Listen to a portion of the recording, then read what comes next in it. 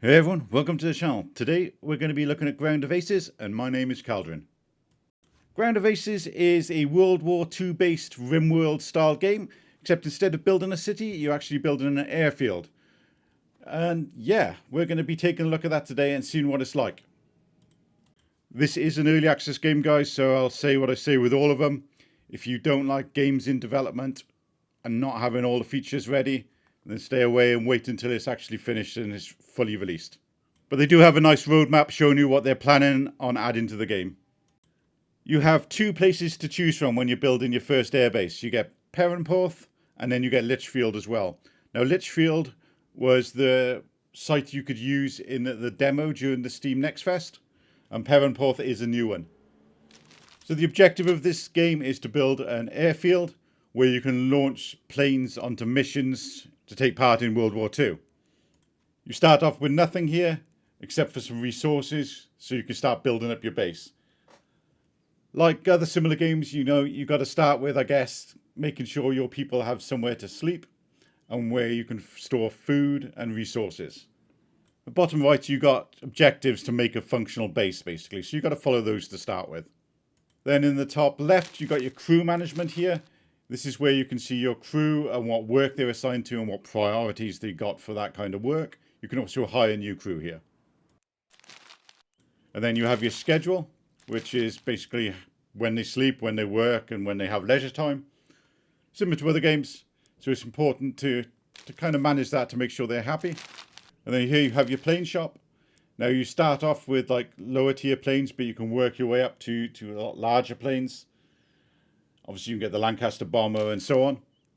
But when you start out, you'll only be able to accommodate the kind of smaller planes until you upgrade your runway. At the bottom left here, you got your building tool.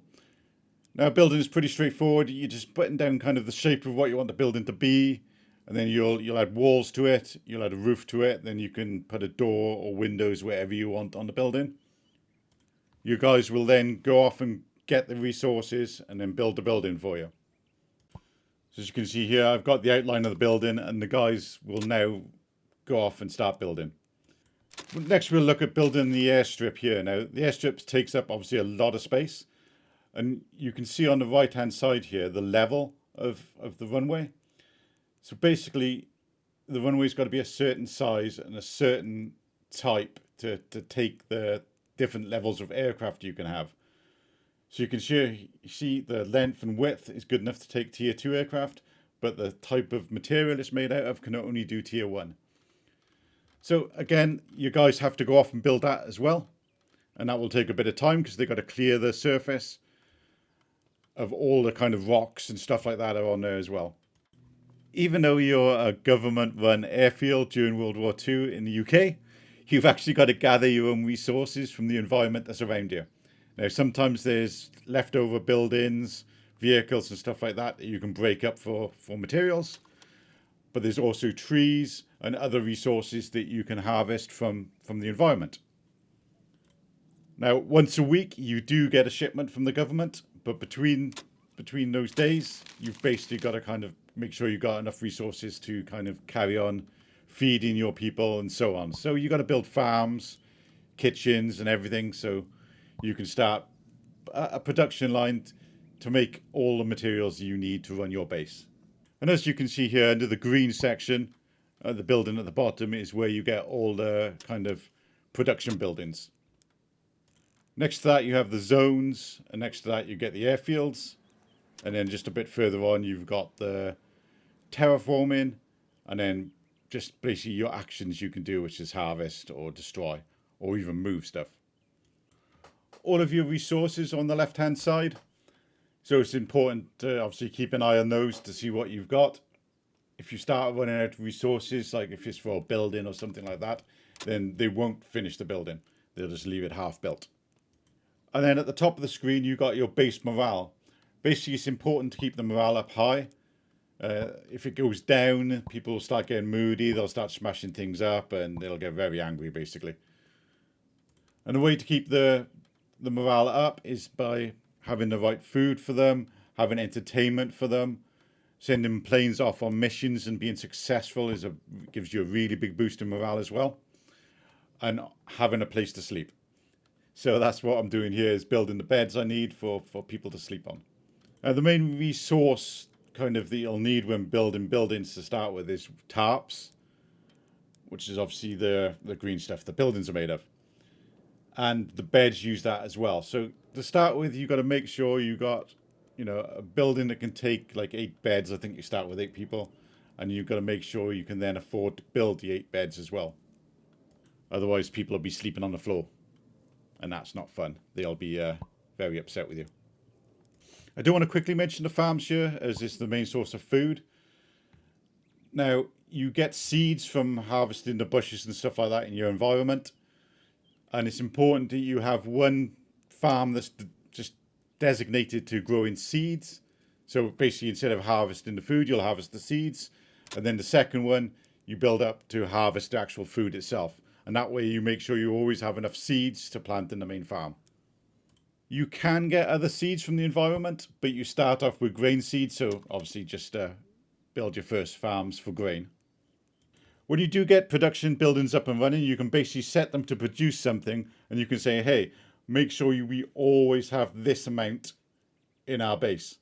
So like there, I set it to 15, so they'll always make sure there's 15 in stock. If it goes below that, they will then start manufacturing more. It's a nice quality of life feature that allows you to kind of keep on top of your resources a bit easier than if you just had to remember to manually make them when you needed them.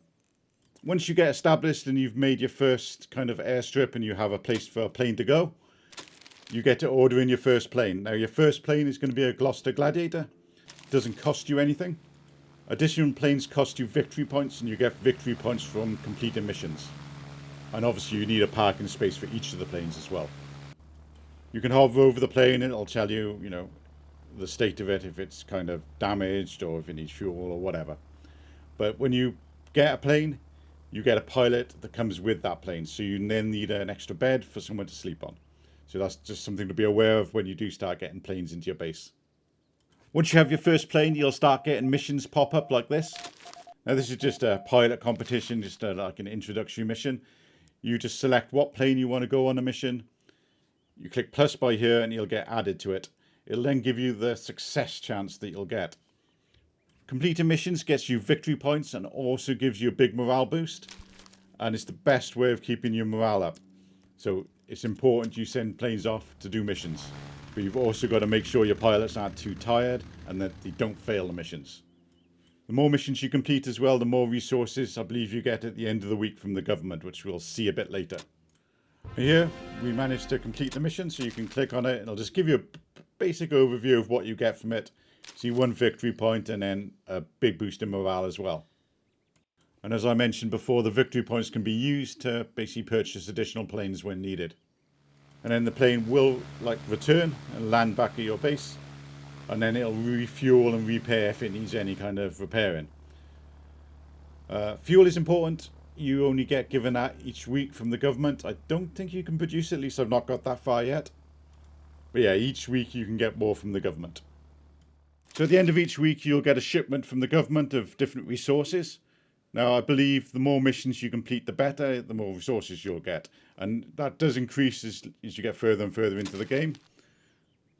But you can also choose what resources you get instead of what they're suggesting for you.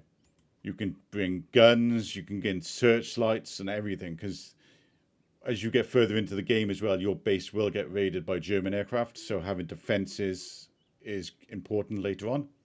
But you can basically drag and drop what you want to replace the item that was there. So I needed some tarp to finish off building some beds and buildings and stuff like that for my base. So I went with that. And there we go, guys. That is Ground of Aces. As I mentioned, it's in early access, but it's still a lot of fun. If early access isn't for you, that's completely fine. I'd wait for release, but it's definitely one to keep an eye on. The devs have a decent roadmap up there with all the features they're planning to add to the game before release. So yeah, I quite like what they're doing with this. It's just different enough to make it interesting compared to other similar games out there. One feature I do hope they add is kind of the missions you run. I wish they would kind of influence the outcome of the World War. It'd be nice if, what you're doing here, sending planes on missions and stuff like that, actually meant something. At the moment, it doesn't. I'm not sure if they're planning that for the future. Hopefully they are. If not devs and you're listening, please add it. Anyway, I just want to say thanks for watching, everyone. If you want to see more like this, please just like and subscribe, and I'll see you all in the next video.